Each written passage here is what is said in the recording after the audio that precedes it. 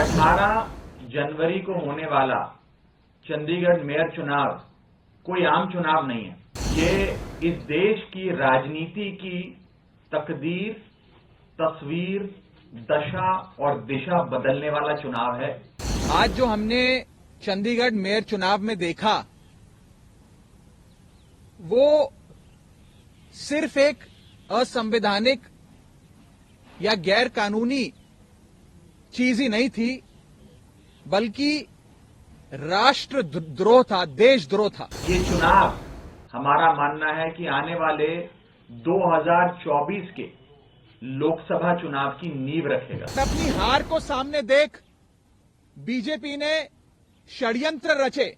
ये चुनाव इंडिया बनाम भाजपा के पहले मैच के पहले चुनाव के नाम से जाना जाएगा। ऑपरेशन लोटस करके आम आदमी पार्टी की और कांग्रेस के पार्षदों को खरीदने की कोशिश करी गई। इंडिया गठबंधन पूरी मजबूती से चंडीगढ़ मेयर चुनाव लड़ेगा और एक ऐतिहासिक निर्णायक जीत दर्ज कराएगा। बीजेपी ने अपने ही पार्टी के माइनॉरिटी विंग के ऑफिस बियरर को प्रिसाइडिंग अफसर बनाया। आज जो हमने चंडीगढ़ मेयर चुनाव में देखा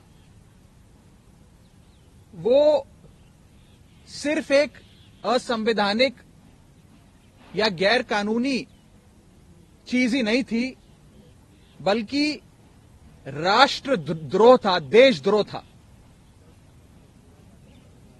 आज जो हमने फर्जीवाड़ा, जो गैर कानूनी काम, जो इलीगैलिटी चंडीगढ़ मेयर चुनाव में देखी है, उसे सिर्फ और सिर्फ राष्ट्रद्रोह कहा जा सकता है। आप सभी ये बात जानते हैं कि मेयर के चुनाव में 20 वोट इंडिया गठबंधन के पास थे और मात्र 16 वोट भारतीय जनता पार्टी के पास थे। 15 और साथ में अगर मैं एक और अन्य वोट भी जोड़ दूं, जहां 20 वोट आम आदमी पार्टी और कांग्रेस पार्टी के इंडिया गठबंधन के पास थे, वहां गठबंधन का जीतना, इंडिया अलायंस का जीतना तय था। और अपनी हार को सामने देख बीजेपी ने षड्यंत्र रचे। सबसे पहले 18 जनवरी को होने वाले चुनाव में प्रिसाइडिंग अफसर, जो चुनाव कराता है अफसर, उसे बीमार करके अस्पताल में भर्ती करा दिया ताकि उस दिन चुनाव ना हो।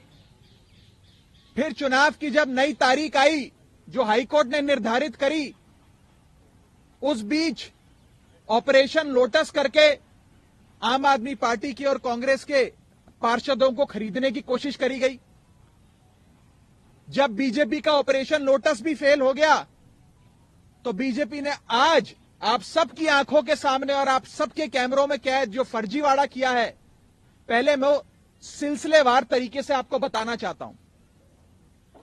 बीजेपी ने अपने ही पार्टी के माइनॉरिटी विंग के ऑफिस बियरर को प्रिसाइडिंग अफसर बनाया। यानी कि जो शख्स घोषित भाजपा का सदस्य है, उनका ऑफिस बियरर है, पदाधिकारी है, उस माइनॉरिटी विंग के सेक्रेटरी को प्रिसाइडिंग अफसर बनाकर उसकी देखरेख में चुनाव कराने की घोषणा करी।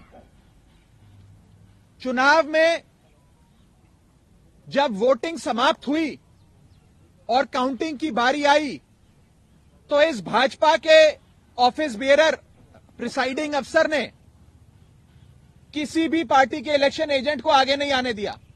आप सब जानते हैं, आप सब चंडीगढ़ मेयर चुनाव देखते आए हैं, जब भी वोटों की गिनती होती है तो इलेक्शन एजेंट, तमाम पार्टियों के इलेक्शन एजेंट अपनी आंखों के सामने काउंटिंग टेबल पे खड़े होकर काउंटिंग करवाते हैं।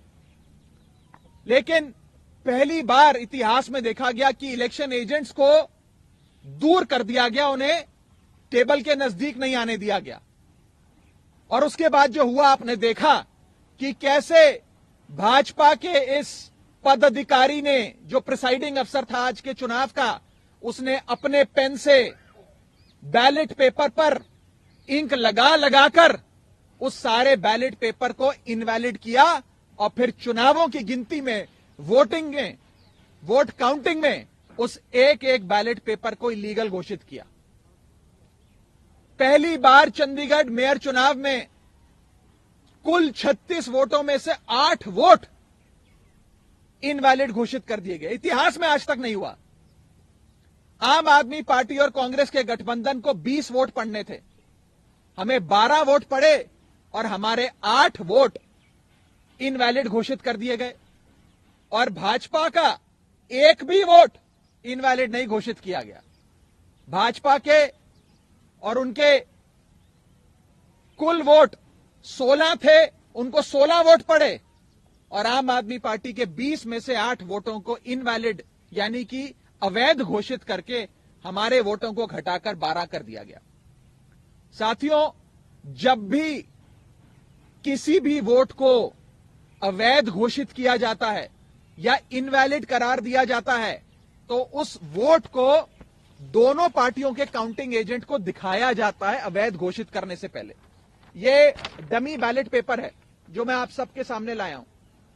जब काउंटिंग के दौरान इस प्रकार के बैलेट पेपर को इलीगल घोषित किया जाता है तो प्रिसाइडिंग अफसर, अगर मान लीजिए मैं प्रिसाइडिंग अफसर हूं, तो मैं दोनों पार्टियों के इलेक्शन एजेंट को वो दिखाऊंगा बैलेट पेपर की, देख लीजिए यहां इनके निशान बाहर लगा हुआ है, ये इनवैलिड है, मैं इसे अवैध घोषित कर रहा हूं। ऐसे दोनों पार्टियों के इलेक्शन एजेंट को दिखाया जाता है और दिखाने के उपरांत उनकी सहमति से और जो डीसी चुनाव हुए, जो डिप्टी कमिश्नर बैठे हैं, उनकी सहमति से इस वोट को अवैध घोषित किया जाता है।